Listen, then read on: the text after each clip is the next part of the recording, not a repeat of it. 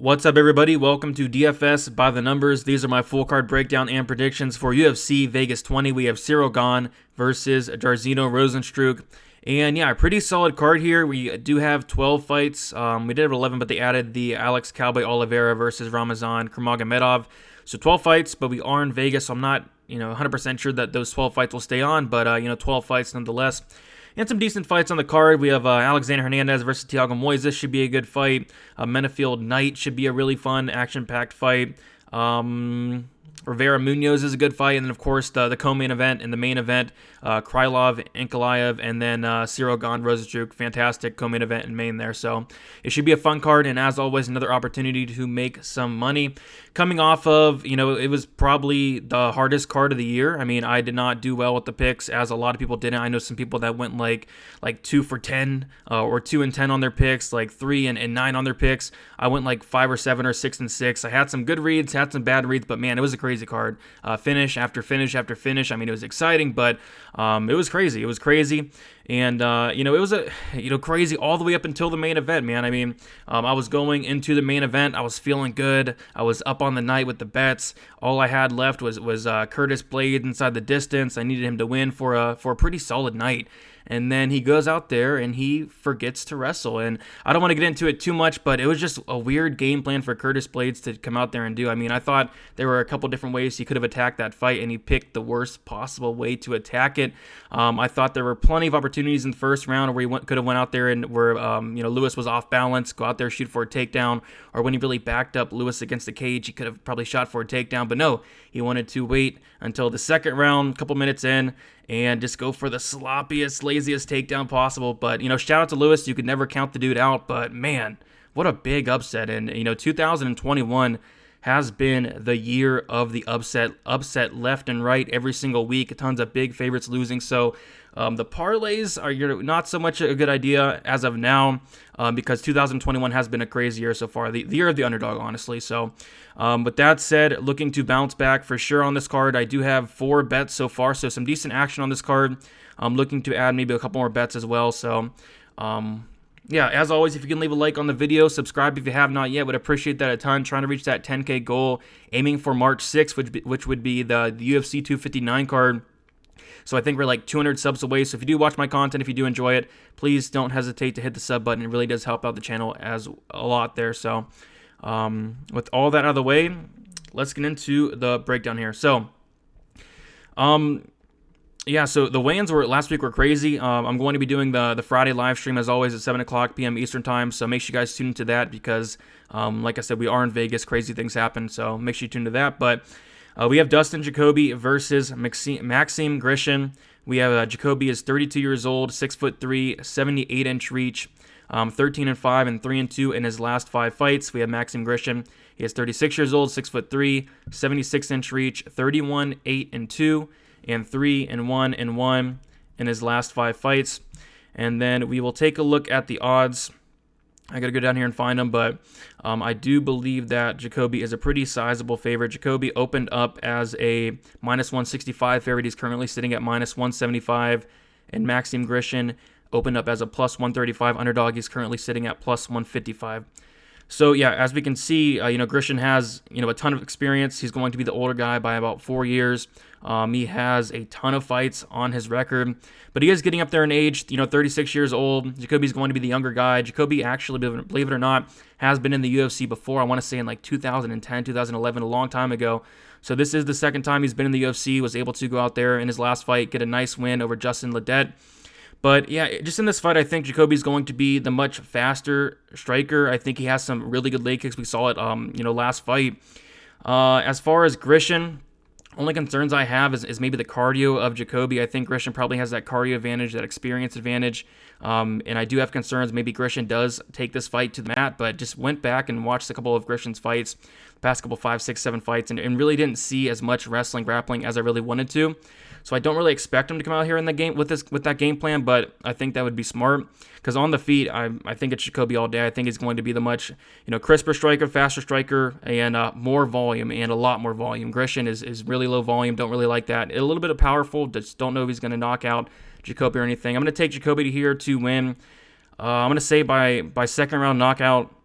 just throwing a lot more volume. Eventually, it's going to rack up on Grisham. I think Jacoby's going to put him away. I think those leg kicks are going to be a big factor as well in that small cage. So give me Dustin, Jacoby.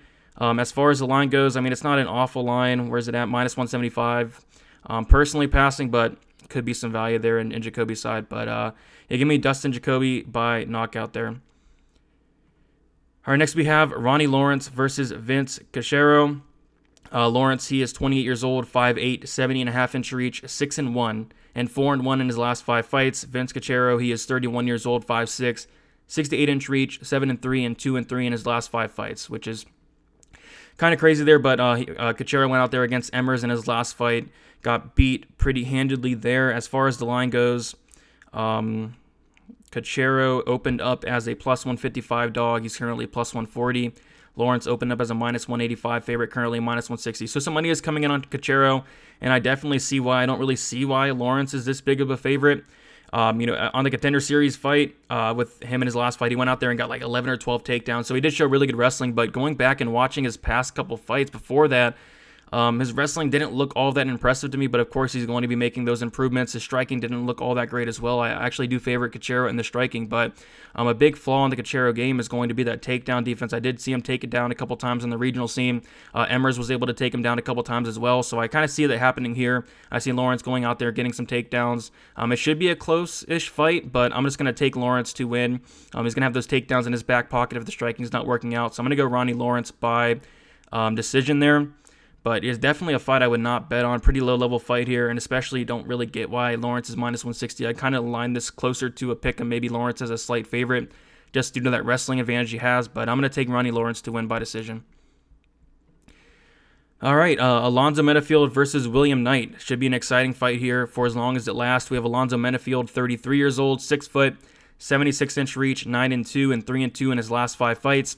William Knight, he is 32 years old, 5'10", 73-inch reach, 9-1, and 4-1 in his last 5 fights. So Menifield's going to have a 3-inch reach advantage, and Menifield's going to have a 2-inch height advantage as well. And yeah, both these guys are absolutely built. Probably some of the biggest guys that you'll see in the light heavyweight division. I mean, these guys are jacked. So as far as the line goes, pick them. -110 each way. Menifield opened up -120, currently -110. William Knight opened up -110, currently -110. So yeah, pick them here. And that's kind of how I see it too. I mean, it's such a tough fight to call. Menifield really dropped the ball. I mean, in his past couple fights against Clark, he really dropped the ball. Against OSP, he really dropped the ball. I mean, he went out there, he looked awful from the get-go. He was really trigger shy against OSP, which kind of surprised me because OSP was giving him the fight. He won it. I mean, I was kind of worried about OSP maybe taking this down to the mat, getting the sub there, but no, OSP went out there and knocked him out cold. So I don't really know what to think about Menifield. I think he's a talented fighter, but man, he's 33 years old. In the past 2 fights, he's really not been looking good. But I did go back and watch that Devin Clark fight a couple fights ago, and I took some really good things out of it. I mean, the guy has some really solid takedown defense. He's very strong. He went out there, he was reversing position against a guy like Clark, very strong in the clinch, and he did gas out in that fight. He slowed down a ton. His striking did not look great in the 2nd and 3rd round, but he was still going. He was still clinching up with Clark in the later rounds, and he even for some reason tried to take Clark down. I think it was like in the 2nd or 3rd round, which is weird. Obviously didn't work out, but he was able to stuff the majority of the Clark takedowns, and as we know, Clark is a pretty good wrestler. And as far as Knight goes, Knight, in the majority of his fights, he wants to get this fight down to the mat. I'm not so sure he does, and I think that's why a lot of people are on the Knight side here, but I do think Menifield's going to be able to stuff those takedowns. I actually think Menifield's going to be the stronger guy. I can see this being kind of a boring fight in a way like the Hawes-Imavov fight was last week when both guys are just worried about each other's power. They want to clinch up against the cage. I can kind of see something like that happening, but I'm actually going to take Menifield here. I'm just not impressed with William Knight. I don't think he gets this down to the mat, and I'm going to say Menifield knocks him out round 1. Not much confidence in this pick. It's really hard to be confident on a guy like Menifield, somebody that's dropped the ball the past 2 times, but I'm going to pick him one last time here. If he does not win this, it's going to be a 3-fight skid for Menifield, and really worried about his future going forward, but I'm going to take the shot on Menifield here. I see a ton of people on the Knight side. I get it. Menifield's looked awful, but, Knight's really green himself. So I'm going to take Menifield to win by 1st-round knockout. But, man, such a tough fight to call. I've been flipping back and forth there. All right. Next, we have Sabina Mazzo versus Alexis Davis. Sabina Mazzo is 23 years old, going to be younger by 13 years. She is 5'7" with a 70-inch reach, 9-1 and 4-1 in her last 5 fights. Alexis Davis, she is 36 years old, 5'6", 68-inch reach, 19-10 and 2-3 in her last 5 fights. So taking a look at the odds here, Mazzo is a pretty sizable favorite. Opened up minus 265. She's currently at minus 200. Alexis Davis opened up plus 205. She's currently plus 170. So actually a lot of money is coming in on the Mazzo side. Do I get it? I mean, not really, but this is women's MMA. I guess it could play out close, but it's just easy to see how much of a striking advantage that Mazzo is going to have in this fight. And I do want to get into the stats a little bit. Mazzo is someone who's going to throw a ton of output, lands 7.14 significant strikes with a 46% accuracy so far in the UFC. Absorbs 4.07 with a 62% striking defense. Very good numbers there. As far as Alexis Davis goes, she lands 4.27. Pretty good output. Of course, not compared to Mazzo, but she has a 46% accuracy. She does absorb 4.18 with a 55% striking defense. And as far as the grappling stats go, Mazzo does average about a takedown per 15 minutes. She did have 4 takedowns, I think, against Shanna Dobson. 100% takedown accuracy, and she does have an 83% takedown defense. Alexis Davis, and this is where I think it's really interesting, she only averages 0.74 takedowns per 15 minutes with a 33% accuracy, and she only has a 32% takedown defense. So Alexis Davis is somebody who is a black belt in BJJ. Mazzo, I believe, is a brown belt. It's just Alexis Davis, she just does not go to that ground game as much as she needs to. I mean, she should be going out there and trying to get takedowns, especially in this fight. If she doesn't, she's going to get pieced up. Alexis Davis is somebody who really wears that damage. She gets cut open. She's bleeding, in the majority of her fights, and the judges are going to look at that, and just on the feet, it's really not even close. I mean, I think Mazzo is going to be throwing a ton more output. She's going to be the better striker. If Alexis Davis can get this down to the mat, she can have some success. It's just not something she does as much as I think she should. So for that reason, I'm going to take Mazzo here to win by decision. I wouldn't be shocked if there was like a late finish or something like that for Mazzo, but I'm going to take her to win by decision. Alexis Davis on a 3-fight skid, 36 years old, off of a year and a half, almost 2-year layoff as well. I got Mazzo here, but like I said, it is women's MMA. It could be close, especially if Davis does work that ground game, which I highly recommend. But like I said, it's just not something she does all that much, as she should. So give me Mazzo by decision. All right, yeah, fun fight here. We have the new fight on the card. We have Alex Oliveira versus Ramazan Kurmagomedov. And we do not have odds on this fight. I'm assuming Kurmagomedov could be a slight favorite. Could be way off here, but I did hear that he's a slight favorite. I was not able to see it myself, so I do not know. But as of now, as of recording, we do not have a line. I'll talk about it more on the Friday live stream. But, getting to the numbers a little bit, Oliveira is somebody who's 33 years old, 5'11", 76.5-inch reach, 22-9 and 1 and 2-3 in his last 5 fights. Ramazan Kurmagomedov, he is 24 years old, going to be the much younger fighter. 6 foot, 73-inch reach, going to have a 3.5-inch reach disadvantage. 8-0 and obviously 5-0 in his last 5 fights. So this is something, I'll be honest, I need to watch more tape on. I wasn't able to watch, I want to say 3 Kurmagomedov fights, but from what I saw, I watched his Contender Series fight with Jordan Williams. I mean, the dude's really green. He's obviously very young in his career. I believe at that time he was 22 years old on the Contender Series against Jordan Williams. Just very, very hittable. He has some solid wrestling, was only able to take down Jordan Williams once in that fight, though. I'm not so sure he'll be able to take down a guy like Oliveira, somebody who's extremely strong. And on the feet, what I don't like about Oliveira is just how low volume the guy is. Only lands 2.87 significant strikes per minute. And I'm all for fading Oliveira, especially at this point of his career. I really question where his head's at. I was all over Shavkat in his last fight against Oliveira, where Shavkat was able to submit him there. But I just don't know if this is the spot to fade Oliveira. He's going to have a massive experience edge. He's going to have a ton more fights, like 4 times the fights of Kurmagomedov. And Kurmagomedov is someone who's extremely hittable. Jordan Williams landed over 100 significant strikes on him. And if Oliveira is landing on you like that, I think he possibly could knock him out. So, not confident in it. It's hard to be confident in Alex Oliveira. Like I said, I don't know where his head's at right now. It really didn't look like he wanted to be in there in his last fight. Kind of gave up in that fight. But I'm going to slightly edge with the veteran this fight, but really, really no confidence in it. And honestly, I do need to watch a little bit more tape on this Kurmagomedov guy, but for what I've seen, he's still green, pretty hittable, really good wrestling. but just a little bit too hittable for my liking. So I'm going to take Alex Oliveira to win by knockout. Yeah, really no confidence on that one, though. All right, next we have Alexander Hernandez versus Tiago Moises.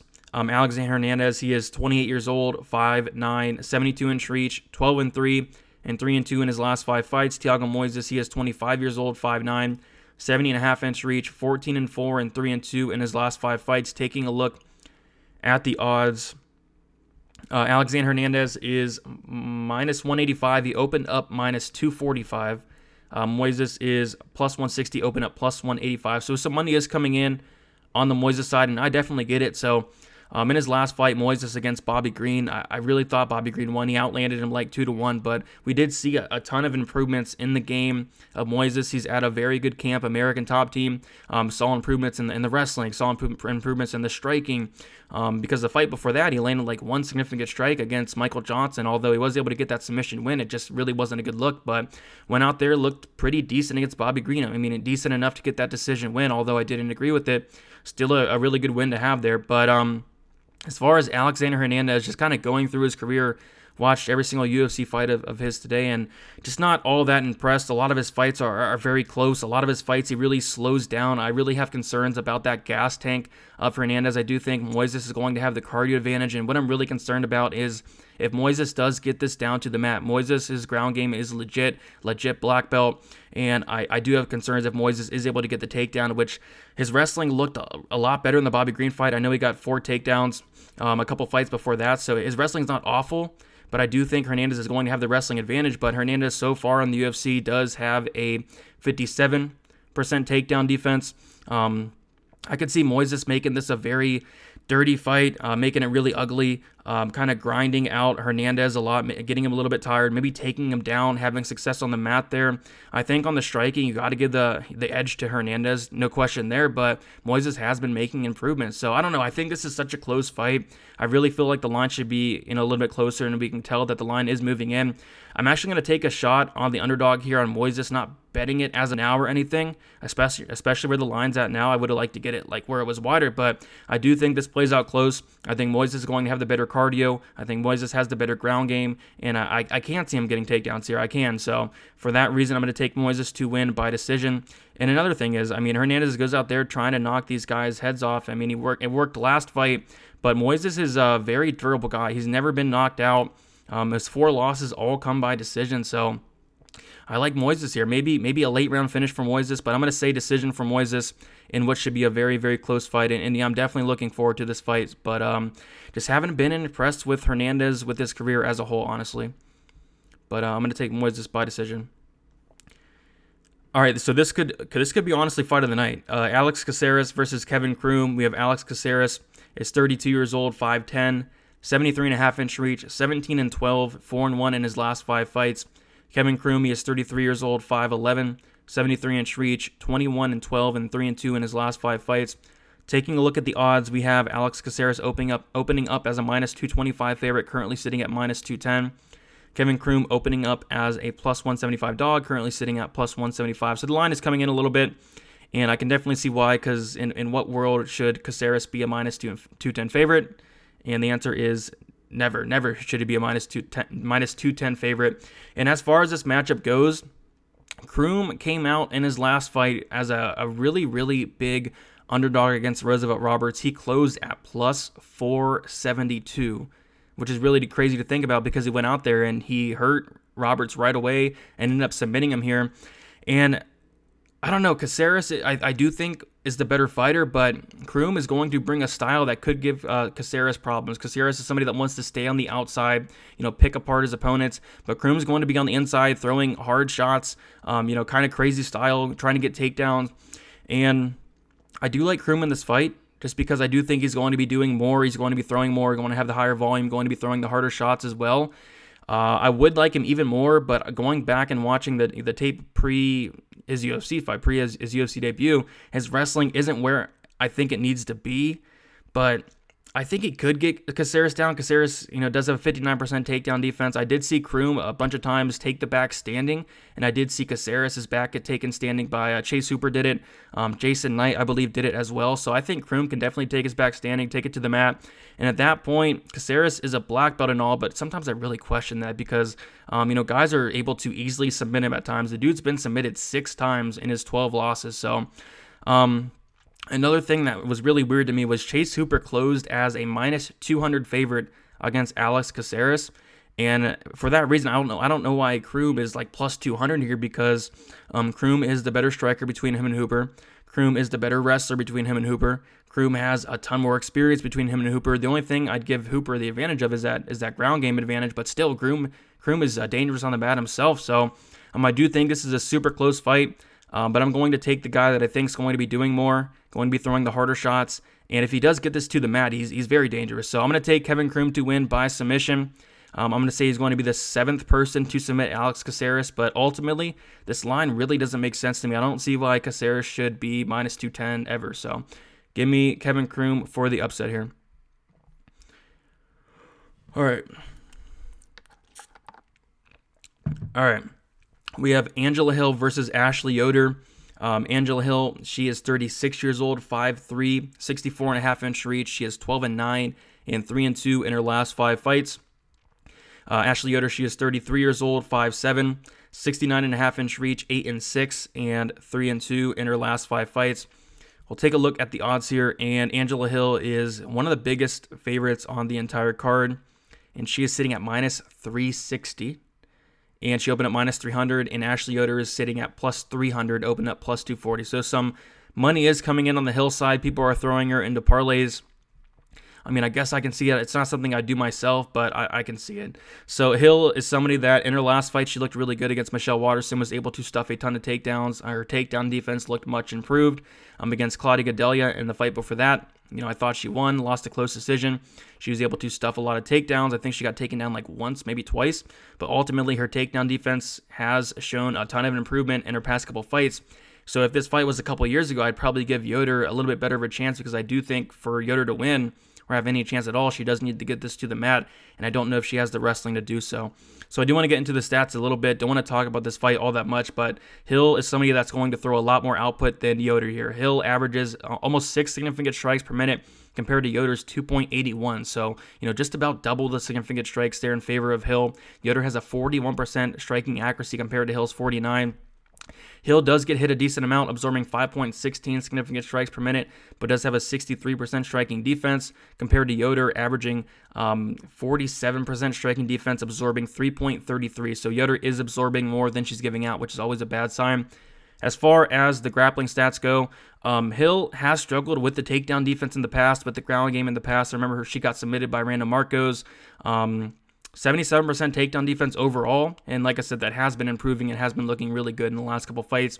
Yoder does average about a takedown per 15 minutes with a 38% takedown accuracy. I mean, it's a pretty clear-cut breakdown here. If Yoder's not able to get the takedown, it's going to be Hill all day. She's going to piece up Yoder pretty handily here. Hill does have a really ugly record, but we got to look at who she's fighting. It's a pretty good competition. I do think she's fought the much better competition than Yoder here, and it's really not even close. I'm going to go with Hill here. Do I agree with the minus 360? Probably not, just because a lot of Hill's fights are close, especially the last couple ones. But you got to admit, this is a really, really, really big step down in competition, going from fighters like Michelle Waterson, Claudia Gadelha, to Ashley Yoder here. So I'm going to take Angela Hill by decision pretty comfortably. But if Yoder does get this fight down to the mat, Hill could have some problems. It's just... I think Hill's takedown defense has improved a lot, so I don't necessarily see Yoder being able to do that. So give me Hill here by decision, but just not something I'd lay minus 360 on. I think that's a little bit too wide. All right, fun fight here. Probably one of the best fights on the card. We have Jimmy Rivera versus Pedro Munoz 2. They fought before, I want to say in like 2015, where Rivera got the decision win there. So Rivera is 31 years old. He has 5'4" with a 68.5-inch reach, 23-4 and 2-3 in his last 5 fights. Pedro Munoz, he is 34 years old, 5'6", 65-inch reach, 18-5 and 3-2 in his last 5 fights. So Rivera is going to have a 2-inch height disadvantage, and he's going to have a 3.5-inch reach advantage, which I do think is pretty big there. But as far as the odds go, we're going to get Rivera as a -150 favorite, opened up -145. Munoz opened up as a +125 dog, currently +130. So this fight was supposed to happen a couple weeks ago. Not completely sure what happened. I think somebody got COVID. I want to say maybe it was Rivera that got the COVID there. But yeah, this fight's back on here. Hopefully we get to see it, because I've been wanting to see this fight for a while now. And I did have a bet on this fight last time, and I do have a bet on this fight as well this time as well. So getting into the numbers a little bit, Munoz is somebody that's going to throw a decent amount of output. He lands 5.53 significant strikes per minute with only a 43% striking accuracy, but he's one of those guys that does absorb more than he gives out. He absorbs 6.03 significant strikes per minute with a 58% striking defense. And I mean, I always talk about it. That's a really big red flag. And just going back and watching the fights of Munoz, I mean, the dude really, really is extremely hittable, which is not a great sign, especially in this fight. Jimmy Rivera averages about 4 significant strikes per minute, 41% accuracy. He absorbs 3.61 significant strikes per minute with a 61% striking defense. So, definitely much better numbers on the Rivera side. And as far as the wrestling grappling goes, and I don't think this is going to be a factor in the fight. And this is something I really like about Rivera, is he has one of the best takedown defenses I've ever seen. Sitting at 92%, the dude can stuff a takedown, and if you are somehow able to get him down, he pops right back up, no problem. So, yeah, I don't think Munoz is going to be able to get this down to the mat, and that's not really something he goes to all that much anyway. So, usually when guys shoot on him, that's where it could be a problem, but I don't really see Rivera shooting on Munoz here. So, as far as I'm concerned, this is going to stay striking for the majority of the time. And I do favor Rivera in that fight. I mean, he's going to be throwing the more volume in this fight. Munoz is so hittable. Rivera is going to have a massive speed advantage as well. And I'm just going to say Rivera wins the decision here. Outside of Munoz knocking out Rivera, which, I mean, it could happen, but Rivera has a pretty good chin. In 27 fights, he's only been knocked out once. And that was like a head kick from Marlon Moraes there. So, very good chin on the Rivera side. He's not going to submit Rivera unless he really hurts him, which I don't see happening either. So I think for Munoz to win, he's going to need a finish. If not, I see Rivera winning a pretty comfortable decision here. And, taking a look at the career of Jimmy Rivera, this is somebody that, has lost 4 fights in the past. But he's somebody that's losing to the best of the best guys like Peter Yan, guys like Aljamain Sterling, guys like Marlon Moraes. So he's losing to legit guys. So I do like Rivera in this fight. Munoz, I thought he won that fight against Edgar, but man, Frankie Edgar, he probably should have finished him. I mean, I thought he won, but he probably should have made it a little bit more convincing than he did, because I mean, he lost against Frankie Edgar, and Edgar's somebody that, what is he, 38, 39 years old? I really thought he should have won that fight.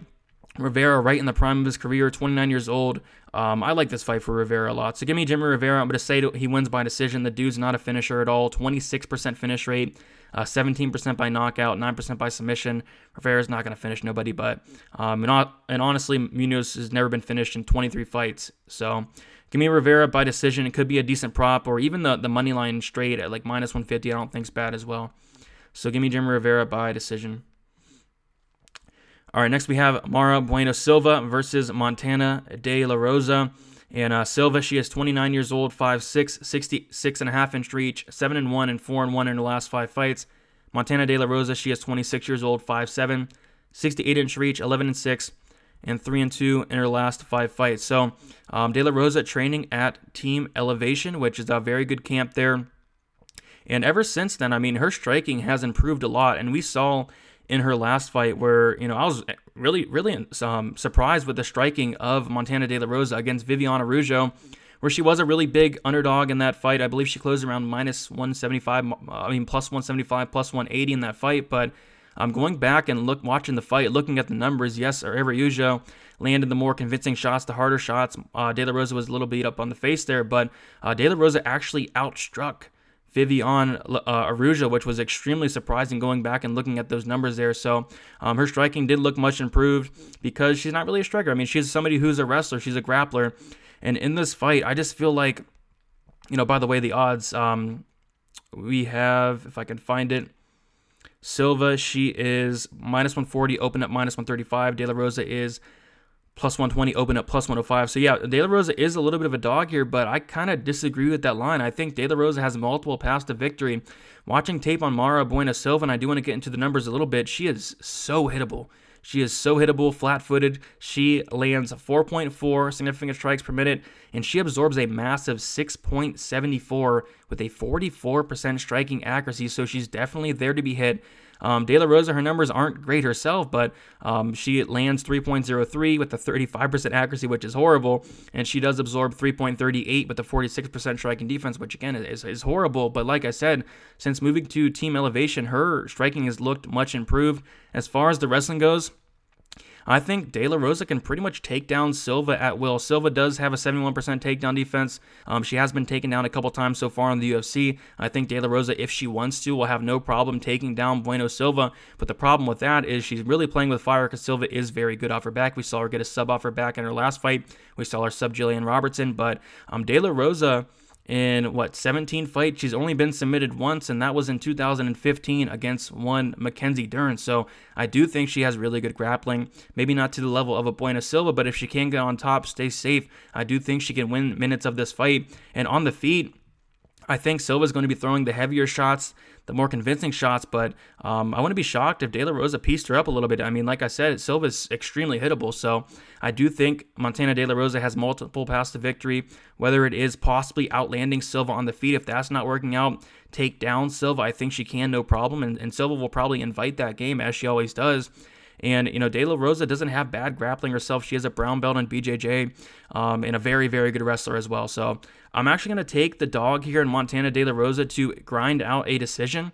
If there's a finish either way, it's going to be coming from the Bueno Silva side. But like I said, Montana De La Rosa, she's only been subbed once, and that was by Mackenzie Dern. So I'm going to take the dog here, Montana De La Rosa, by decision in what should be a very, very fun fight here.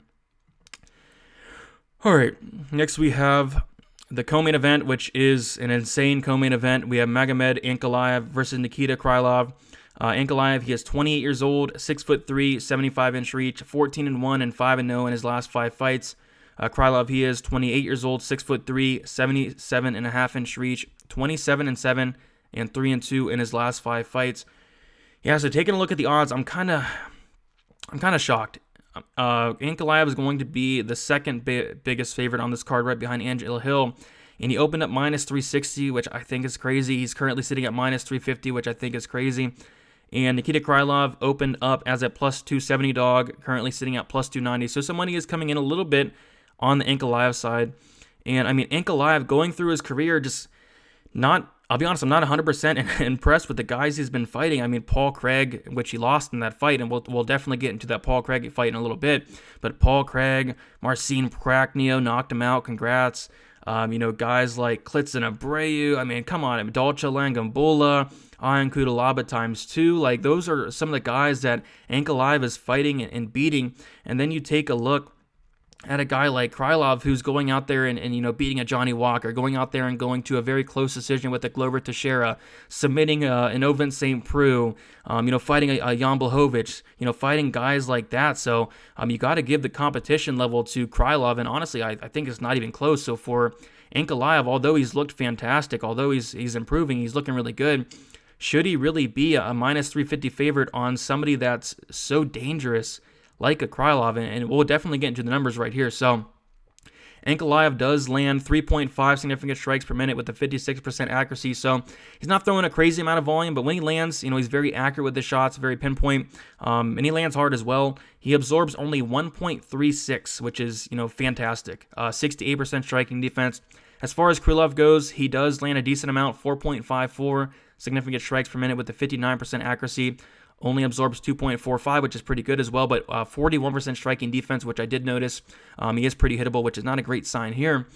And as far as the wrestling grappling stats go, and this is where the fight gets really interesting to me, Ankalaev, I don't expect him to take down Krylov here. I don't think that would be the best game plan in the world. But if he wants to, I do think he can. Krylov is somebody that, not the best takedown defense in the world, 52%. So if he wants to take down Krylov, I mean, go for it. I definitely think he can, but I just don't think that's the best game plan against somebody as dangerous on the mat as a Krylov. So Krylov, as far as his wrestling goes, not the best wrestling in the world, but he does average about a takedown and a half per 50 minutes with a 30% accuracy. But if this does stay standing, I mean, it's pretty simple. It's going to be Ankalaev all day. I just have question marks of, what happens if this fight does get down to the mat. And going back and watching the Paul Craig fight, and I got to bring it up.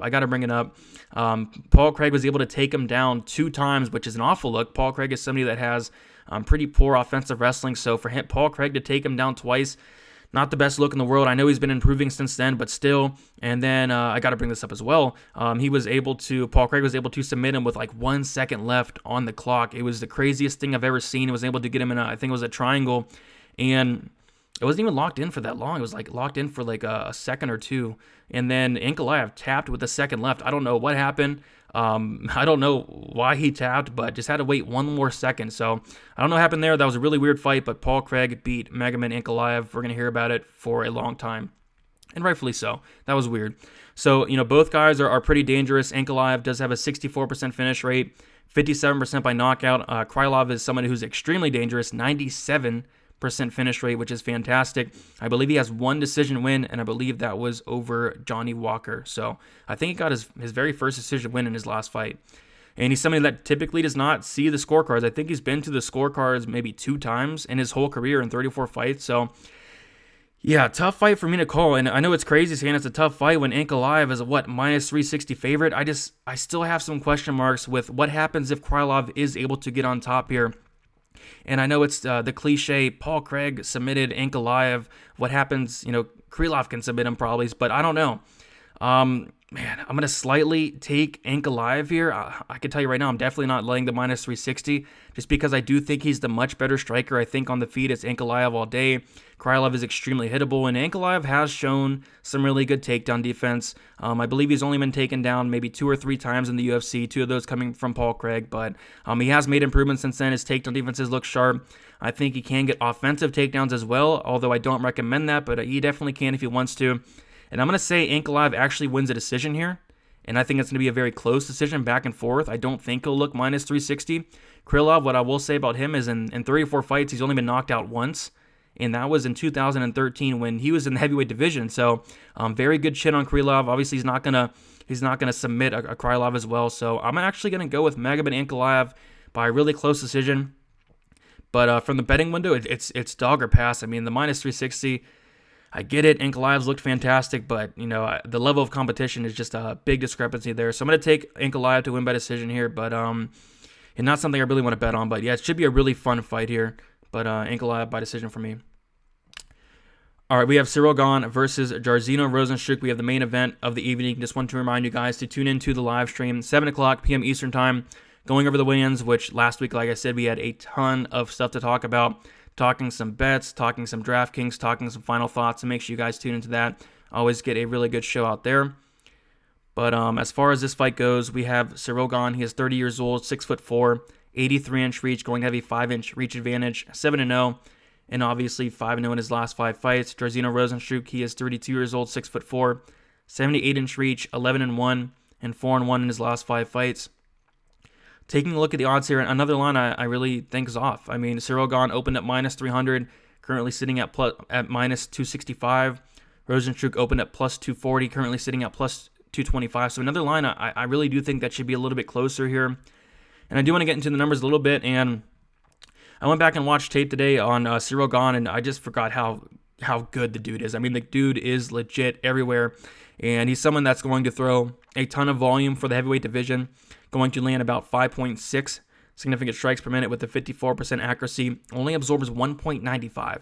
And of course, taking a look at the competition level for a Ciryl Gane, not great. I mean, he went out there and beat JDS. He knocked him out, but who isn't knocking out JDS these days? He went out there and beat a Tanner Boser. He beat Dontel Mays. He beat Rafael Pessoa. So not the best level of competition. You got to give the level of competition to, Rozenstruik, somebody that went out there and beat JDS himself by knockout. Somebody went out there and of course, they lost to Ngannou, but he fought him, and they went out there and knocked out Overeem with the second left, and then went out there and knocked out Andrei Arlovski. So the level of competition definitely goes to the Rozenstruik side. But as far as Rozenstruik goes, somebody that's kind of low output, lands 4.04 significant strikes per minute with a 51% accuracy. He does absorb 3.10 significant strikes per minute with a 36% striking defense. That's awful. As far as the grappling stats go, and I do think this could be a big factor in this fight. And I mean, I thought that the wrestling factor would be a fight in the Blaydes fight, but I was wrong. But maybe I'm right here. Ciryl Gane, he does have some takedowns so far in the UFC, averaging about a takedown per 50 minutes, 60% takedown accuracy, 100% takedown defense. Rozenstruik averages no takedowns. He does have a 75% takedown defense as well. So going back and watching Rozenstruik's fight against Junior Albini, which somebody that I don't believe is in the UFC. If he is, I don't know why, but I don't believe he's in the UFC anymore. But Albini was able to take down Rozenstruik pretty dang easily. He was able to get into mount really easily as well, was able to take Rozenstruik's back easily as well. Rozenstruik was able to reverse because of it's Junior Albini there, but still not a really good look. And then in the Overeem fight, Overeem was able to go out there and get two takedowns in that fight. And Rozenstruik really didn't have anything to offer off his back. He was not able to work his way up. So, I mean, if I'm Ciryl Gane, I'm going for takedowns here. And like I said, that's something I thought Curtis Blaydes would go to a little bit earlier. I don't know if Ciryl Gane will use that game plan, but I think it's nice for him to have it in the back pocket. And Ciryl Gane does have some submissions on his record. We saw him get 2 submissions so far in the UFC. He does have an 86% finish rate, 43% coming by submission, 43% coming by knockout. So I would not be shocked if there's a Gane sub, but like I said, going back and watching the tape on Gane, I went back and watched his whole career in the UFC, and I'm just so impressed with the guy. He throws combos, very good body kicks, nasty body kicks, very good leg kicks, lots of volume, good cardio, good wrestling, and a good ground game to go with it. As far as Rozenstruik, he's somebody that hits like a truck. 91% knockout rate for a 91% finish rate overall. He's been knocked out once by Francis Ngannou. No shame in that whatsoever, I think. Can't take anything away from that. I mean, Ngannou's going to knock out the majority of people in the heavyweight division, so can't look into that all that much. I do think his chin's pretty solid. But man, I'm going to go with who I think is the better fighter, but as we saw last week, and I know we can't really go off this, but this is the heavyweight division. All it takes is one shot, and Lewis landed like 3 strikes in that fight, but all it took is that one shot.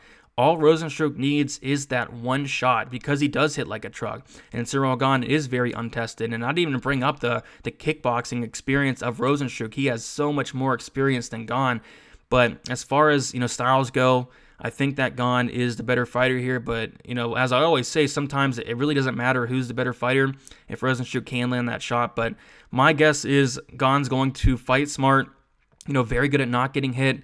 I think he will go to that ground game. I think he will take down Rozenstruik, and if he does get Rozenstruik down, Overeem wasn't able to capitalize all that much. Junior Albini was almost able to capitalize, but wasn't able to capitalize that much. But I think if Gane gets this fight to the mat, I think he's going to capitalize and get a submission here. So I'm going to take Ciryl Gane to win by 3rd round submission. But man, I mean, the minus 2, what is he, minus 265, it definitely could be wide because, like I said, heavyweights, it only takes one, and Rozenstruik does hit like a truck. But yeah, Rozenstruik is somebody I've been on for the majority of his career. I've been really high on this guy, but just going back and watching Gane, I mean, the dude is legit, 30 years old. I think he has a ton of upside, and I wouldn't be shocked if he was competing for a title, the heavyweight title, in a couple years. So give me Ciryl Gane here by submission. Which is interesting there, but yeah, I think he could submit Rozenstruik if he does choose to get him down, but as we know, sometimes fighters don't always fight the best game plan, as we saw with Curtis Blaydes last week. But yeah, that's about it. Just going to quickly go through the picks here, and for all the people that always like me picking underdogs, this is a decent underdog card. I have Ciryl Gane, Ankalaev, De La Rosa, who is a dog, Rivera, Angela Hill, Kevin Croom, who's a dog, Tiago Moises, another dog, Sabina Mazzo, Alonzo Menifield, pick'em fight there, Ronnie Lawrence, Dustin Jacoby, and Alex Oliveira, who probably will be a dog. So a couple dogs on the card, and like I said, 2021 is the year of the dog. So I'd stay away from those parlays. Get those straight bets in, get those props in, and yeah, should be a good card here. So like I said, I have 4 bets. If you guys want access to those bets early, you can sign up on the Patreon. Really does help me out if you guys do want to support me at all. It's $10 a month for the betting package, which would be the most popular. You get the model with all the stats of the fighters all in one place. Really nice to look at there. You get my early bets, my betting breakdown videos, my betting article where I talk some props. All that good stuff, and then my Patreon only live stream as well. So just a lot of good stuff on there. Also access to Discord, great community we have in there. We talk fights pretty much all week, and then Saturday nights are always fun as well. So thank you guys so much for all your support. It's late. I'm going to get out of here. I'm going to get some sleep, and see you guys Friday at 7 o'clock p.m. Eastern time for the live stream. If you guys can hit the like button, subscribe if you have not yet. Let's reach 10K by March 6th, which would be UFC 259, I believe. So That's about it, guys. Good luck on your bets, and see you soon.